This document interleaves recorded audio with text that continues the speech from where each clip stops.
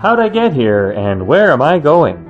We all ask ourselves these questions from time to time. I'm going to show you a simple tool to help you answer these questions in 5 minutes. Are you ready? Let's do this. Generally, to learn about the path that led to the current situation and help predict the future, you collect data points from the past, and then plot them on a graph to see the trajectory and be able to extrapolate into the future. For this exercise, the data points will be major turning points or branching points in your life. Some examples: you moved to a new home or city, you started at a new school, you started or ended a relationship, you started or ended a job. Step 1. Get a large piece of paper, ideally 11 by 17 or other large sheet, but if not, letter size will work. Get a pen, or if you're feeling fancy, get colored pens or colored pencils, and you can color code things.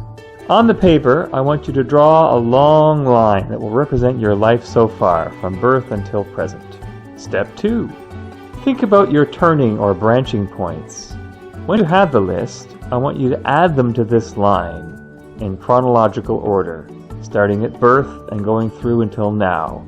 Now, this isn't all of your points, obviously. You want to do the main ones. In this example, we have birth, start at VCC College, start a relationship with Sam, start a new job at HSBC, move to Calgary, and then now.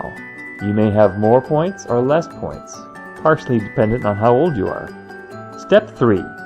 For each point on the line, I want you to identify 2 to 4 major factors that influence the direction taken, and mark these on the chart beside each point. Some examples might be: I took the logical choice, I did the exciting thing, I went with what my mom wanted, the decision was outside of my control.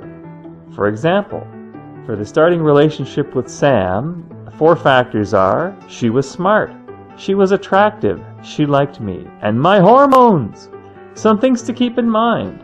There's a control spectrum for each of these branching points, from I had no control at all to I had total control. And of course, most decisions will fall somewhere in that spectrum. Obviously, if you were young and your family moved to a new city, then you didn't have any choice in the matter. You did have a choice perhaps in how you perceived that change, but the actual change itself was outside of your control. Another point to keep in mind: there are many possible contributing factors, and in fact you could do a whole lesson on these, from cultural, religious, family, personality, many different factors. What you want to do is think about some of the main ones for each of the decisions. Also, this is not a blame game. This is not about pointing fingers. This is about curiosity. We want to learn from the past. Lastly, this can stir up some emotions, perhaps some feelings of regret or missed chances. I want you to be gentle with yourself. This isn't about ruminating about the past.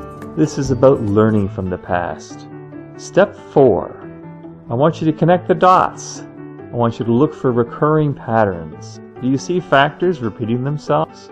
Do you see yourself making similar decisions with similar results? One definition of insanity is repeating the same behavior and expecting different results. Have your decisions perhaps improved over time? Have you gotten wiser with age?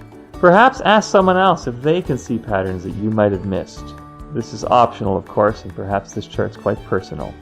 For example, in the case here, hormones was a consistent factor across 3 different decisions. Now, of course, this is just for fun, but you get the idea. But again, you want to look for factors that repeat themselves, and we want to look for patterns. Step 5. Think about the root causes of these patterns. Perhaps they're based on old information or old ways of thinking. Typically, you learn some patterns from your parents. You either copied them or you rebelled against them by doing the opposite. Either way, they might still be influencing you today. Here are a couple of examples. A theme of always taking the safe choice. My dad always did this, and I am just following in his footsteps. Or a theme of always rushing a decision. My mother constantly dithered, and my rebellion was to always make snap decisions. Step 6. Looking forward. Are you happy with the general trajectory of your life and these decision patterns? If yes, well then stay on your current course, you're good to go. But if no, then it's time to chart a new destiny. Remember, awareness is the first step.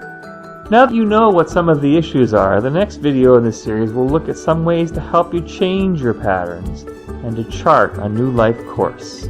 Please stay tuned! I hope you found this video helpful and will give this tool a try. It's a useful technique for answering the questions, how'd I get here? And where am I going? That's all, folks. Thanks a lot.